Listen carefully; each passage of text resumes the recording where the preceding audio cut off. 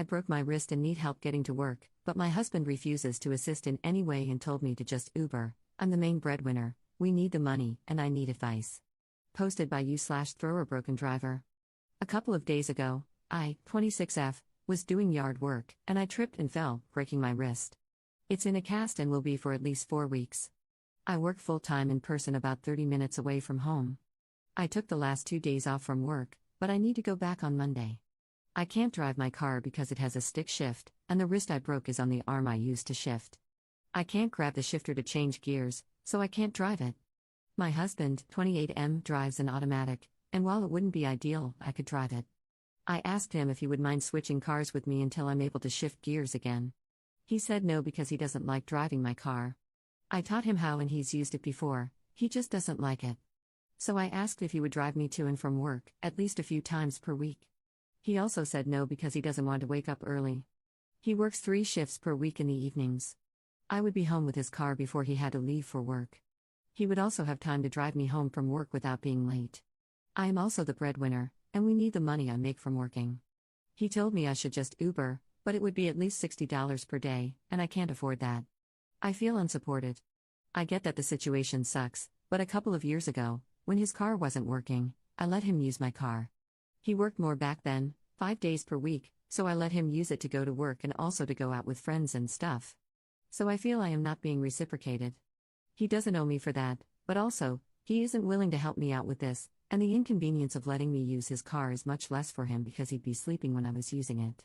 Where do I go from here? Am I asking or expecting too much? Top/relevant comments. Commenter. He needs to step up or GTFO. Tell him he's being immature and lame, and if he doesn't let you use his car, you'll just take time off from work and he can pay all the bills. Considering you do all the yard work, it shouldn't be a big ask. Ops response. We can't make it on just his income alone. And I won't be able to pay my part in full if I have to spend $60 per day for Uber. I don't know what he expects to happen. I also don't do all the yard work, I was just doing some and fell. I was picking up sticks and leaves from the winter so he could mow the lawn. Commenter 2. He kind of does owe you, though, because a marriage is a partnership. He does need to step up here. Ops downvoted response. I agree he needs to step up. But by he doesn't owe me, I mean I didn't let him use my car so one day I could throw it in his face like, well, I let you use my car. But also, I did. And the inconvenience was greater for me than it would be for him. Commenter 3. I would be home with his car before he had to leave for work. Why can't you both just drive his car then? You don't even have to switch cars. You take the car in the morning and then get home before he has to leave. Like, what could possibly be the issue here if that's your schedule? So you have to fill it up with gas a little more often for these few weeks.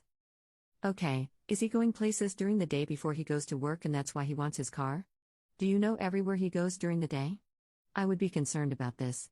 Ops response. That's what I don't get. He is definitely sleeping the whole time, I do know that. If not, I don't know when he would be sleeping. He goes to sleep right around the same time I go to work and wakes up around when I get back. I don't know why he won't let me take it while he sleeps. He says it's in case I have to work late and he can't get to work. But if that happened, he would have my car. And also, I rarely work late, and when I do, it's because I decide to stay to finish something I started. But it can always be continued the next day. Sometimes I decide to stay, sometimes I don't. But at this time, I'd never stay to finish. Commenter 4. No, you don't have to think of that or look into it. The car is there for you to use. Just take his effing car. If you're going to leave when he's asleep and be back before he wakes up, just take the effing car. Ops response. The car is not in my name, though, I can't just take it. I know he wouldn't report it as stolen, but still. I don't have a legal right to it. Update 4 days later. I got a lot of advice on my last post, some helpful, some not. A lot of people slammed him for not working more. I want to clear that up. He was working the same number of hours as I was, sometimes more, but his hours got cut at work. He's been looking for a new job or a second one but hasn't had much luck. I know he has been looking and putting in effort. That's not an issue. But I sat down with him and said that we really need to talk about this because I had to go to work today, Monday. I told him I understand he is having a hard time with his hours being cut and trying to navigate the job market. But I have a good job and I need to get there, and I can't afford to Uber while I heal. We need to find a solution. He kept talking in circles with the same reasons I mentioned in the last post. I don't remember exactly what I said, but it was something along the lines of, "That is not good enough for me. I don't accept those reasons and I don't think they're true." What is the actual reason? We are married and partners, why am I left hanging like this? He finally told me the truth. Since his hours got cut, he hasn't been maintaining his car. He had savings and maintained his car when he worked more, but when his hours were cut, he started using his savings to pay his part of the bills. And when it ran low, he finally let me readjust our spending. I had been pushing for it from the start, but he refused. When his savings ran low, his car started having problems and he couldn't afford to fix it. He needs new tires. He needs new brakes. The AC stopped working. And he is also well overdue for an oil change. He used to keep up with this stuff but hasn't because he is low on money. He was ashamed and didn't want me to use his car or ride in it because he didn't want me to know how bad it was. He was embarrassed, so he never brought it up. So he has been driving an unsafe car and didn't want me to drive it. After a very long talk, we came to a solution. I will buy him used tires. They need to be done but can wait a week as we look and get this set up. Yesterday, we replaced the brake pads and did an oil change. I couldn't physically help, but I read him steps and looked at things when he wasn't sure. His dad also helped over FaceTime. Between our brains, we figured it out. We decided not to mess with the AC because that's a comfort thing and not necessary, especially during this time of year. So in all, he was having a private struggle I wasn't aware of. I usually don't go in his car, so I never noticed. And this morning, he drove me to and from work.